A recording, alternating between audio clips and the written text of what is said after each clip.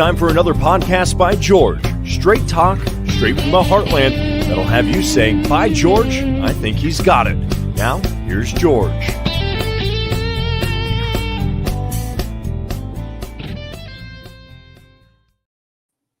Hello. Hi. How are you? Welcome on in to another Podcast by George. We're going to be talking aviation again today. It's one of my favorite topics. People that watch the show regularly know that. And there's a lot of news going on. We're going to be talking about that China 737 crash, the latest developments in that. We're going to be talking about drones even, and how they're impacting air travel. You know, we've been talking about that 5G thing, and that's still an ongoing issue, but drones could become an issue fairly soon.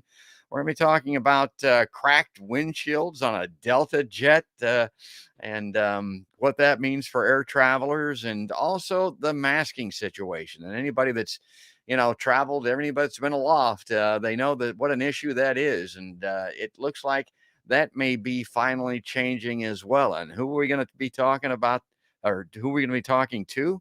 Well, we're going to be talking to Captain John Cox. He's a veteran major airline, corporate, and general aviation pilot. He's flown over 14,000 hours with over 10,000 in command of jet airliners. Additionally, he's flown as an instructor, a check pilot, a test pilot, in addition to his extensive involvement in global air safety. He authors the Ask the Captain column for USA Today. We may even be discussing one of those. He serves as the aviation analyst for NBC News. He's provided expertise to numerous other media outlets, including Podcast by George. He also frequently appears as an expert on the television programs Air Disasters, Why Planes Crash. You know, I just saw him recently on Mayday. I mean, I just, everybody knows I like those shows. He's the chief executive officer of Safety Operating Systems in Washington, D.C. That's his day job. And we're just delighted to get him on here. We were delayed a little bit, Captain, but we're glad to be able to get you on the show today. Good to see you, George. Yeah, thanks for coming on here. You know, I wanted to start off talking about probably top of mind, the one of the number one news stories. Now, this is the China Boeing 737-800 crash. It may be days away, as the black boxes, I think, are back here. That's according to the Seattle Times. Investigators are trying to figure out why a Boeing 737-800 plunged to the ground in China last month. Could gain key clues within days from the jet's black boxes, which were sent to the U.S. for analysis. Well, this is a guy I think the captain probably knows. I'd expect within a week the investigation team would have the information, says Neil Campbell. He's a retired air safety investigator at the Australian Transport Safety Bureau who worked on the Boeing 737 MAX crash in Indonesia in 2018. For an accident like this, the recorders are critical. Why? Well, we're going to find out why. The two flight recorders built to withstand high-speed impacts have become central to solving the March 21st mystery, considering the China Eastern Airlines flight disintegrated into more than 40,000 pieces when it slammed into a hillside. Both Boeing and China Eastern have much hanging on an investigative breakthrough. Again, why? We're going to get to it here. More than 200 of China's Eastern Boeing 737-800 planes have been grounded for 2 weeks now because there was no obvious reason why the jet entered a sudden nosedive, killing all 132 people on board.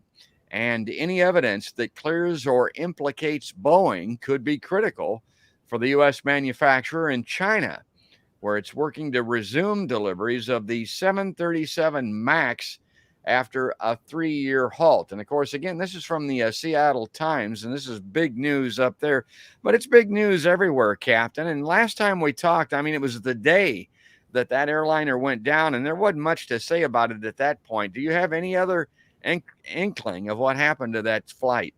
Well, we know, at least from some of the data that has been available on the internet, which is transmitted from the airplane, if the data is valid, that it was a very, very steep descent over a period of seconds. And that is very unusual. And it is something that the investigators are going to have to look at very closely and provide an explanation for. Fortunately, we have both recorders. Fortunately, they're designed to withstand these sort of G-forces of a high-speed impact.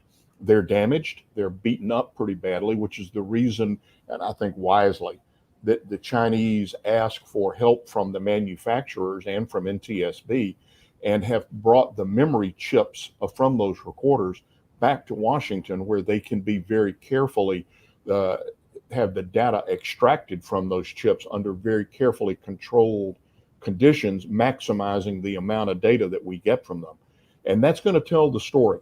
There are a few other accidents that have similar type of descent profiles, but they're very rare. And the 737-800 has been in service for a long time. It's got a very good safety record as a fleet. And the big thing is this is not a MAX, so we're not into any of the MAX issues. China Eastern grounded their 737-800 fleet as a matter of precaution. There is no data that says they should have, but they elected to do so. The 800 is flying around the world every day. I was on a similar airplane yesterday. Actually, I was on two of them yesterday. And so the fleet has no reason to think that there is a fleet-wide mechanical problem, and the Chinese have made this very clear, they want answers, they want transparent answers. And so the investigators are taking the steps necessary to get those preliminary answers. Okay, so you mentioned several things there that are of interest to me. The first is the chips and the recorders that you mentioned. I mean, and going back to your day, I mean, these used to be tapes, and I think before then they used to be like dicta belts or something like that. But I would think that they're more likely to survive a crash now simply because of the technology that they're using, correct? They are, and we've gotten smarter about how we record data, because the recorders will send data to various chips, so that you don't lose all of the airspeed or all of the altitude information or all of the engine parameters. If you lose one chip, it's almost a random pattern that they send data, so that if you can get the majority of the chips, you'll get the majority of the data. So the recorder manufacturers and that technology has evolved so that we get a much better picture of an accident airplane much more quickly and much more accurately than we used to. And talking about the evolution of technology now, this is something that I just learned. Maybe it's not that new, but as I understand it, you mentioned this briefly, the Chinese could have been streaming real-time data on this flight to the cloud. And they may actually be able to get a reading from that. Maybe they already have before the boxes can even be analyzed. Is that correct? Well, yes and no. We do stream data from the airplane, and it is recorded. There's some legal questions about who owns the recording, and that's one of the reasons that it's not being done worldwide. But that said, the data that goes to the cloud is not nearly as extensive as what's recorded into the flight data recorder. So it's not the data points are not collected as frequently. So and that's a big thing. So that the transmitted data may be several seconds between data points. With the data recorder data, it may be multiple times a second that data is recorded. So there is a fidelity issue that is significant. And then you also mentioned, and and I know you're maybe even reluctant to go to this issue, but this is very unusual. But this descent profile that you're talking about, it's not unheard of. And where it's occurred before, again, if the data is correct, it has to be prefaced that way. But if that data is correct, Captain, this doesn't look good. It does not look good. We've spent some time trying to come up with hypothetical situations for similar descent profiles, and you can find two or three, but it's a limited number of ways you can get the airplane to physically do this. And so the investigators, they must keep an open mind and let the evidence drive the conclusions. But there's a lot of there's several possibilities right now, and we're hopeful that the recorder will answer those questions very shortly. And speaking of this descent, the rapid descent, the vertical descent, sometimes that can cause a plane to come apart. But it didn't. It looks like this plane hit the ground intact. Would you say or not? The majority of it did. There are reports of one fairly large piece of metal being found 6 kilometers from the main body of crash site. I don't know what that particular piece is. One of the calculations that we've done based on the data that's been transmitted out was trying to compute the forces, the G forces on the airplane. And initial calculations, they're not reasonable numbers. If the G forces were that high, the airplane physically would have come apart in flight, and it didn't. So that makes me suspicious of the quality of the data. But it certainly means that the G-force calculations are something that the investigators will do. So we'll know what the G load was, and it's recorded also. So the calculations versus the recorded data, they should match up pretty closely. And so we'll know once we get the data off of the recorders, we'll know what happened to the airplane. Well, there are people postulating all over the internet. They probably shouldn't do that, but they're calling this a suicide. I mean, they're looking at the fact that this plane descended like it did, the fact that it went back up momentarily, the fact that it came back down again. Not only a suicide, and the descent profile seems to indicate that. And you've mentioned it's been seen a few times, and it's been seen in incidents of pilot suicide. But this looks like maybe even a struggle in the cockpit. But again, if you're coming to that conclusion at this point, you're just running ahead of the data, and you could be wrong, right? What I would say is that a deliberate act by a flight crew member is certainly something that has to be considered a possibility until it's proven one way or the other. There are 2 other examples that have somewhat similar flight profiles that were deliberate acts. The one that is the most extreme of these descent profiles was not a deliberate act. It was bad data being provided to the flight instruments that the flight crew incorrectly followed. And so that is a possibility that they'll have to look at as well. And then, you have to ask the question is, could there have been a mechanical issue with the horizontal stabilizers that the autopilot commanded a down trim, the crew didn't realize that, and then the autopilot finally disconnects due to the forces on the yoke, and the airplane pitches down violently, and the crew does not arrest that and allows the speed to build up. So those are 3 possibilities that right now are awaiting evidence from the flight data recorder. Well, as I mentioned, one of the possibilities has to be considered is the pilot suicide angle, and the flight data recorder will show you what happened with the plane. The voice recorder will tell you if something like that was going on, that I would think. What about also a cockpit incursion? I mean, the possibility that some maniac from the back of the plane may have gotten access to the cockpit and caused this to happen. Now, on these 737s and in China, what kind of security? I mean, these are locked doors now. I mean, how hard is it is it impossible to get in that cockpit from behind? I hate to ever say anything is impossible. I would say it's extremely difficult. And when you look at cases where there have been intrusions in the post 9/11 world, you don't see this flight profile. So there was no indication. The flight crew did not make any calls to air traffic. There wasn't an erratic flight path. So I don't know that there's evidence at this point of the potential of an intrusion, but I wouldn't take anything off the table at this point, George. We don't have enough evidence, and the flight profile is unusual enough. I would not take anything off the table.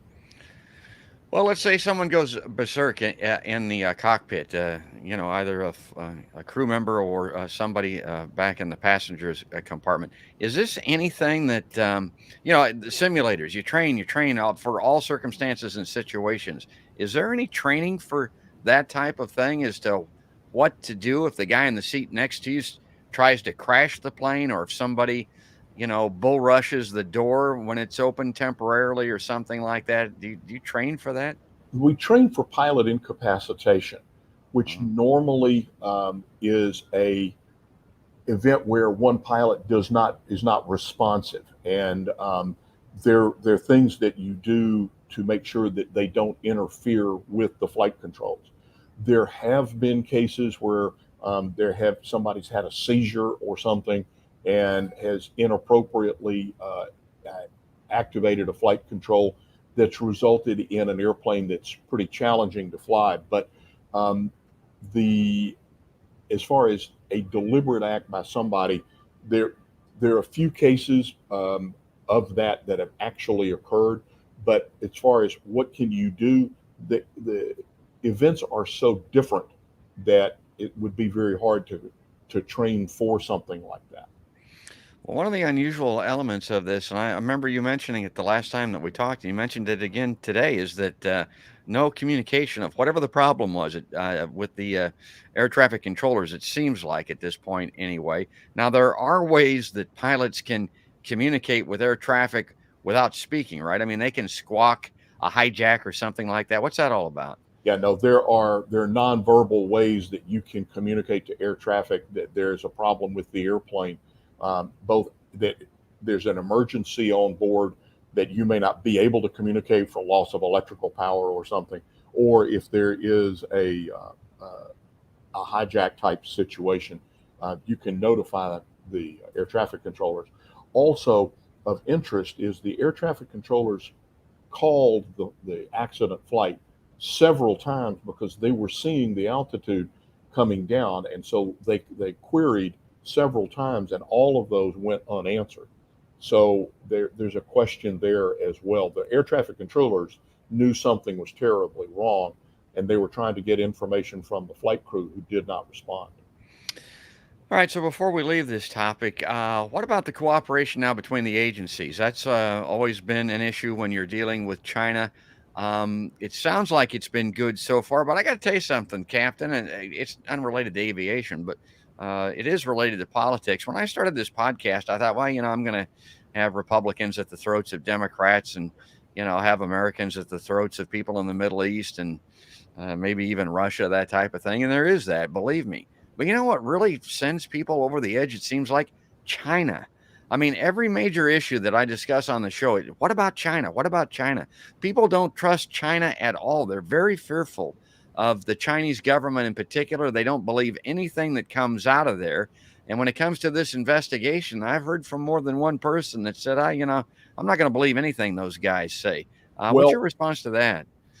early on in the day, I think the day after the accident, the Minister of Civil Aviation came on and said publicly that they would conduct the investigation in accordance with the international treaty, which is known as the ICAO Annex 13 document. And it is the world standard for accident investigation.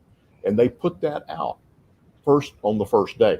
One of the tenets of that treaty is that it is open and transparent, and that it includes professionals or investigators from the country that manufactured the airplane, the country that operates the airplane, the company that builds the engines, and if there were avionics questions, the country that builds the avionics.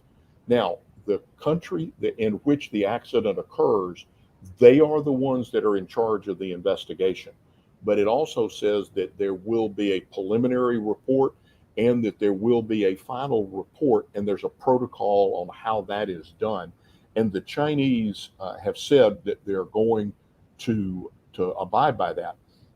There's indication that they have done so. There was some delay in getting the National Transportation Safety Board and investigators from Boeing into China, but it dealt with the COVID protocols. And once they worked through that, as we sit today, there are NTSB and Boeing investigators in China that are working this accident with the Chinese investigators. So far, it looks as though everything is going as it should. And it's business, obviously. But what about that angle? Because that was a big part of the Seattle Times article, and of course, that's where Boeing is, right? Yes. Yeah. So their largest facilities are there. Their corporate offices are in Chicago. Oh, I see. But they want to get it resolved, obviously. They've got a lot of business that's pending with China, and this is kind of throwing a hiccup in there. They've been shut down the 737 fleet for a couple of weeks, maybe longer. Yeah. There is a strong incentive to, if there's a problem with the airplane, to address it. If there's not a problem with the airplane, then to return the airplanes to service. So they're just getting the MAX fleet back into service, and the 737-800s there's so many of them flying that every day that they fly, they're adding thousands and thousands of hours safely. So there's the Chinese reacted quickly, but they also acted without hard data to prove that there was a problem. Okay, well, as you and I have talked about, this is really interesting because this 737 is a very popular aircraft, folks. Right. The captain mentioned he was just on one. If you've got any plans to do some domestic travel anytime soon, there's a good chance you're going to be on a 737. Anything on this issue now that we haven't discussed that you want to make sure that you underline or emphasize before we turn our attention to masks? Yeah. I guess the hard part for everyone is patience. Yeah. And I know from having been involved in the investigations of too many airplanes, but patience is required, and it's more important to get the right answer than it is to get a quick answer. And so the investigators rightfully want to make sure that they have the correct answer, even a preliminary answer, and then release it to the public. Okay, so let's take a look at this. This is from your friends in broadcast news. This is out of CBS, and it reads, Airlines want to drop COVID-19 travel precautions. Is now the right time? How do you determine that? Well, after one of the most turbulent periods in air travel history, loaded with new rules and regulations and plenty of unruly and disruptive passengers, folks, lots of them. We've talked about that. The captain has talked about that at length. Airlines want to jettison COVID-era safety precautions for flights. I mean, they're ready to get back to business as usual. The CEOs of the nation's leading airlines this week sent a letter to the White House urging the Biden administration to rescind pre-departure testing and vaccination requirements for international travelers and drop the federal mask mandate on flights, arguing that the measures are no longer necessary as coronavirus infections drop sharply across the U.S. The precautions are no longer aligned with the realities of the current epidemiological environment, they said in a letter. That's more syllables than I normally say. Epidemiologists aren't so sure, saying it might be too soon to eliminate COVID-19 rules in the air. Allowing passengers to fly unmasked could also deter older and immunocompromised customers from traveling. I hadn't considered that angle. Well, this might actually increase air travel because people don't have to worry about wearing those masks. Well, yeah, some people are not wanting to go because the person next to them in the seat next to them might not be wearing a mask, hurting the airline business. So I guess my perspective on that, Captain, just personal, would be wear your own mask. I mean, wear your mask. If you are concerned, if you're not comfortable, that's really the best protection for the transmission of COVID anyway. It's not the vaccination itself. A lot of people got confused over that early on. Dr. Andrew Nish is on my podcast, and we've discussed that at length. I mean, the best precaution against transmitting that virus is to wear a mask. And they're never going to say you can't wear your own mask. And I guess that would be what I would say. Where are you coming down on this right now? I think I would defer to the experts. And if CDC says that we can drop the mask mandate, I'm fine with it. I travel enough, George, where it's a hassle, and I recognize that. Yeah. I comply happily with the mask mandates because The CDC and other experts have said it is helping us as a society deal with this pandemic. But if they say that we have reached a point where it's safe to drop the mask, then I'm fine with that. But I'm going to defer to the experts. I know that they defer to us as aviation experts when an aviation question comes up. So I'm going to defer to them when it's a medical question. I'm glad you put it in that context, because deference here is a big part of this story. Now, when I had that graphic up earlier, that article in CBS News, those were CEOs. Those were the business people, the people that answer to the shareholders. They're contacting the Biden administration and saying, hey, let's drop this.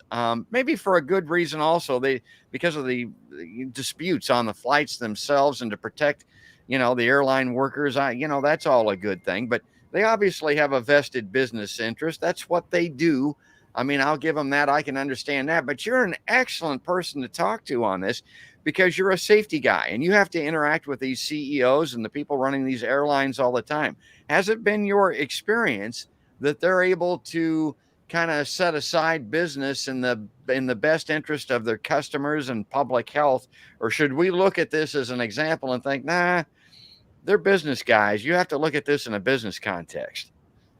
I think the majority of them have been able to find a pretty good balance, that they first and foremost want to protect their customers, because it would be catastrophic for the industry for somebody to be able to come back and prove that a significant number of passengers contracted COVID on a flight. That would definitely have a negative impact on business. So there's a balance that they have to reach, and I think they've done a pretty good job with it. I think in the light of some other countries that are dropping the mask mandates. I was in Canada 3 weeks ago, and those requirements had come down somewhat, and then I believe it's April the 1st that they're going to drop the requirements for testing. So I think you still have to be vaccinated, but I think the requirements for testing are going to be dropped. So I think that the CEOs and the airlines are looking at it from literally a global perspective, and then encouraging the United States to follow the evidence and I guess the expertise of not only U.S. experts, but medical experts worldwide. Okay, great. That's well said. Let me run through the rest of this article here, because it talks to a couple of things that we have spoken about here. Now, this is the medical professional saying, be careful. And the other thing about it is it could go back up, and there is some evidence. One of our viewers weighed in and said that it is going up, but they can also always go back once they change their position. There's a potential for an explosion of cases. Again, this talks about the fact, and you mentioned this, Captain, that the planes are equipped with hospital-grade HEPA filters that constantly recirculate fresh air into the cabin.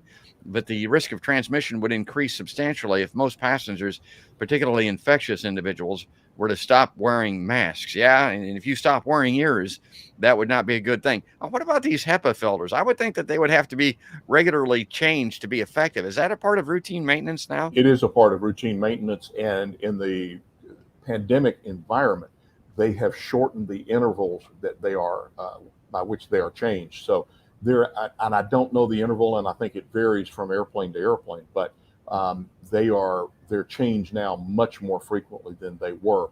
And also recognize that the air in the cabin, the exchange rate is you get basically all new air about every 3 minutes. And so most of that is going of the air, about 75% of it is actually going out the outflow valve. So it's a constant flush from the front of the airplane toward the back. And then there is some recirculated air that goes through the HEPA filters that is cleaner than most buildings that you walk into. Yeah, and I think I've told people this, including the airport itself. Right. You might be at greater risk in the airport or in the cab ride to the airport than you are in the plane. It might be some of the better air in an enclosed space that you're going to get. Well, for the Okay, so the unruly passenger thing. Let's talk just very briefly about that. Is that have we still got that issue? Is that still a problem, or has that subsided somewhat? It's down, but we still have individuals that choose to be confrontational, and the majority of them get arrested. The thing I don't understand is this has been so widely covered. If you act in a disruptive manner, you're going to meet the police. They're going to arrest you, and it's going to be a major deal. The FAA's setting up to fine you. The FBI. There's nothing good that comes from this, and these disruptive passengers do not prevail. They say, I'm not going to wear a mask. Okay, you're not going to fly, and they're carted off. Or that they attack verbally or physically a crew member or another passenger. They're arrested and carted off. There's nothing positive that comes from disruptive behavior. And so you're also banned for life from certain airlines, and as well it should be. I have no tolerance for this. And the cases that I was involved in, we dealt with very strictly. And if you're disruptive, if you present a potential safety hazard to the flight, then you're going to be removed. And you can argue, oh, I paid for the ticket, I paid for this seat. That is not how the law works. And the right to refuse you transportation supersedes by a lot your right to fly on the airplane because you purchased a seat. So I fail to understand these disruptive passengers and what they think that they're going to gain. Well, they're not thinking very clearly, obviously. Like I have told people, it's going to cost you a bunch of money. You're going to go to court. You're going to be banned, and you're going to lose is the other part of it. Sometimes they get caught up in the moment and say, well, there were 3 people right in my section that were with me. Well, it doesn't make any difference. You're going to lose. I mean, it's like Chris Rock and Will Smith, this deal, and Will Smith slapped Chris Rock, and then afterwards Chris Rock didn't want to press charges, and so there wasn't, anything legal that came out of that. But that's not the way this works, folks. No. I mean, they put that plane on the ground. You're going to go to jail probably. Yeah. You're going to go to court. You're going to be convicted. I mean, you're going to lose this. This is not going to come out in your favor. That's correct. That's correct. Okay, good. Well, let's leave that one there, and we'll just have to stay tuned here. And again, probably the CDC guidance will have a lot to do with it. We're going to run out of time here before we can get to all these stories, but this is an aviation safety story that came out. I think it is anyway. We were talking about these cell phone towers and 5G and how it could have a safety concern for pilots trying to land with their, automatic landing stuff. Well, here Amazon, Alphabet, and others are quietly rolling out drone delivery across America. I've just got a couple of slides on this. This is out of CBNC. Delivery drones are arriving at last after nearly a decade of largely unfulfilled hype about flying robots dropping orders at your doorstep. A handful of companies have started commercial operations in the U.S. involving dozens or hundreds of deliveries a day at each location. The companies are vying to be Americans' choice when they want a bottle of Advil, a takeout meal, or the next iPhone delivered in under 30 minutes. Once federal regulators enable broader rollouts. So, Captain, is this something that you're consulting on? Are they talking? This seems crazy. I mean, it seems kind of science fiction-y, but it's actually taking place as we speak, and it looks like it has a very good likelihood of becoming much more prevalent. It just doesn't seem safe to me. What do you think? I think that the implementation of unmanned vehicles into our airspace system is something that has been going on, is going on, and will be going on into the future. The numbers are growing exponentially. The services provided are growing exponentially. We are going to see drone deliveries. It's happening today in some rural sections, but and I think that you're going to see it to become much more common. Now, how do you allocate the airspace for that? And that's something that is being worked in a cooperative way between the FAA and the drone manufacturers and operators.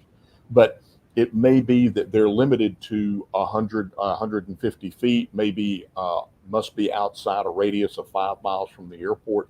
There are ways to incorporate that. The larger question comes up with aircraft that are operating in conflicting airspace, such as emergency medical helicopters. They go all kinds of places, and if you have a drone operator that is delivering packages where this helicopter needs to land to pick up a patient, how do you deconflict those? And so those are some of the leading questions that they're having to deal with right now. Well, my main concern, I could be wrong. I don't understand this at all, folks. I looked at this, sounds like jetpack stuff to me, but that's exactly what's happening. But I look at it and think, well, you have these pilots, and we talked about the training, and these guys are, they're on duty, they're snapped to. I mean, that's the way that they are. I think about the air traffic controllers, and it's the same way with those guys. I think about somebody that's running a drone for Walmart or Amazon or something. I hope they're the same way. I hope they're paying attention to detail as much as the other professionals that they're sharing the airspace with are. And I couldn't help but think about Sully again. We talked about him, I think, last time we got together, Captain. A bird strike can bring down an airliner. Well, what happens if one of those planes one of those engines ingests a drone? I mean, that's got to be catastrophic. It can be pretty bad. There have been cases of drone strikes where airliners have hit drones. We've been fortunate; they've caused damage to the airplanes, but that's been all. We're still not seeing a proliferation of drones in such numbers that these strikes are happening, every day or anything like that. They are up, and it is an area of concern. One of the things to operate a unmanned vehicle today, you have to be licensed with the FAA, and a significant part of that licensing process is understanding the airspace system and where you are permitted to and not permitted to operate an unmanned vehicle. And that you have to show an understanding of the airspace system, and you're held accountable if you operate an unmanned vehicle in prohibited airspace. So from a regulatory standpoint, there is some framework in place, but it's an area that that the regulators got to improve and expand the regulations and the oversight. And I started off the broadcast talking about the 14,000 plus hours of experience that you have. What about sharing this airspace? Have you ever encountered a situation, and I'm not talking about the drones necessarily, but, where I'm at, we have the National Hot Air Balloon Championships. And I was always surprised at how close they come to the airport. And I always wondered if those hot air balloons could be an issue, or somebody that's, flying in a remote controlled airplane, or even a general aviation pilot that's doesn't know where he's at. He's flying in a restricted airspace. You ever encounter any of that? Oh, sure. I've been had conflicted airspace with a variety of things. Hot air balloons and blimps are actually pretty easy just because of their physical size. You see them pretty early. But small aircraft, little home built airplanes, helicopters. I've had conflicts with helicopters a few times. Military aircraft I've ended up conflicted with because they were in airspace that was supposed to have been ours. But so, you learn to deal with this with aircraft that most of them have the ability to transmit out their location. And so you can see that in addition to air traffic control providing guidance that says, hey, you have traffic that's at your 1 o'clock position, 4 miles, and your altitude. So you kind of know where to look, but you also keep a visual scan going when you're in visual meteorological conditions. So you try to watch for those. But the conflicts that I've had have been a variety of different ones. As I say, helicopters have been a few, and I remember distinctly a couple of military airplanes that were not where they should have been, and it caused a conflict. I mentioned on the earlier show that we did that I grew up around an airport, and everybody lives near an airport anymore. Or most people do anyway. There was a guy that used to. I mean, it was like he had an easy chair that he was sitting in, and he had a parachute. I don't even know what this thing's called, and he had a fan behind him. I don't know how the thing even flew, but this guy was flying around, and I used to think, my God, man, I hope you don't run into a flight and a landing pattern or something like that, because I mean, it was kind of hard to believe, but that's what people do. Well, all right.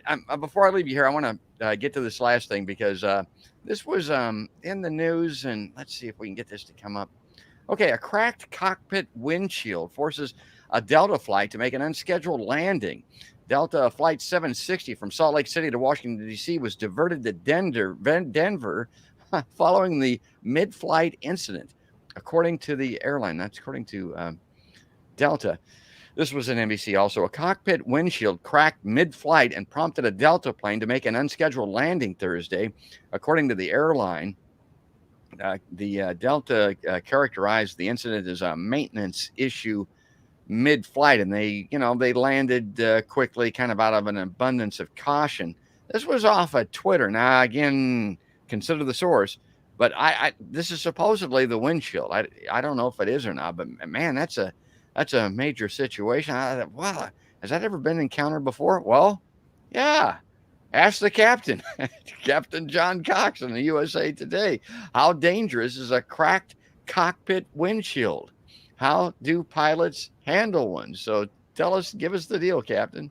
Well, I've actually had this happen a couple of times, probably 3 or 4 that I can remember. It's very disconcerting when that windshield cracks. It's a pretty loud noise, and it provides you quite a startle. But as far as it is not a life-threatening event. Those windshields are about that thick, and there's an outer pane of glass, there's a middle pane that's an acrylic material, and there's an inner pane of glass. And what typically happens is the heated middle acrylic pane overheats, and that can either be done because of a windshield heat controller that goes bad or an internal short. But those overheat, and it causes typically the inside glass pane to crack.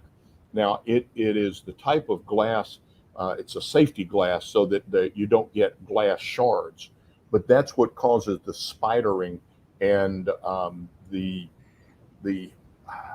obscuration that it causes. So yeah, it's and in worst cases, sometimes the windshield heat controller will actually start to smoke. So now you've got a smoke event on top of the cracked windshield. So it's something that you deal with as and I use the term advisedly, an emergency. And you come down because you want to reduce the pressure on the outer pane, which is fully certified to maintain the full differential pressure. So it causes a diversion, and it upsets a lot of people when you tell them, oh, by the way, we just had a windshield crack up here and we're going to be diverting to Denver. But as far as it is a type of failure that is considered and it is designed with redundancy to prevent it from being a life-threatening event. I've used several terms and descriptors today that I really like. Obscuration, because there were people talking about that. It even occurred to me immediately when I saw that Twitter photo. My God, they can't even see out of that thing. Well, pilots fly in the dark. Well, there's that, and it's only one windshield. Yeah. The other one's fine. So if that happened to my windshield as the captain, then the first officer is going to make the landing because he or she has a much better view of things. Now, if there were the rare condition and you lost both of them, okay, fine, you set it up and make an auto land. Here again. So there's redundancy and resilience built into the system to be able to handle this type of failure. All right, great. Well, he's very generous with his time. I love having the captain on Podcast by George. We're going to let him go for today, though. Anything here that we've covered, and we've covered a lot, that you'd like to sign off with, or anything in closing, Captain? No, I think the big thing for the China Eastern airplane is we're all anxiously anticipating the preliminary results from the recorder readouts. That's going to tell us what happened, and then we'll know, and we'll do everything we can to prevent a reoccurrence. All right, we'll stay tuned and we'll check in with him again because this is going to come out a couple of weeks. Maybe we're going to know something. Maybe we'll circle back, see if we can get a few minutes with the captain at that time. But we're going to leave for today. Captain Cox, thanks again for coming on this podcast by George LiveLine. Always good to see you, George. Yeah, it's always a pleasure, man. I'm telling you, I really like these shows.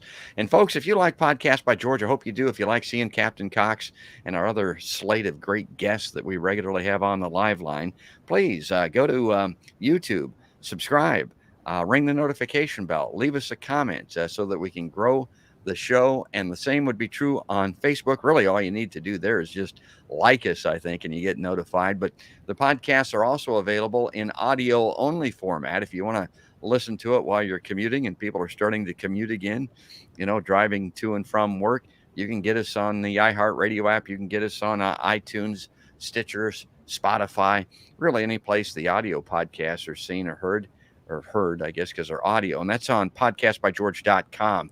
You can subscribe there. Just pick one of the audio platforms. But that is going to do it. That's going to wrap it up. That's all there is, and there ain't no more. Folks, that's another podcast by George.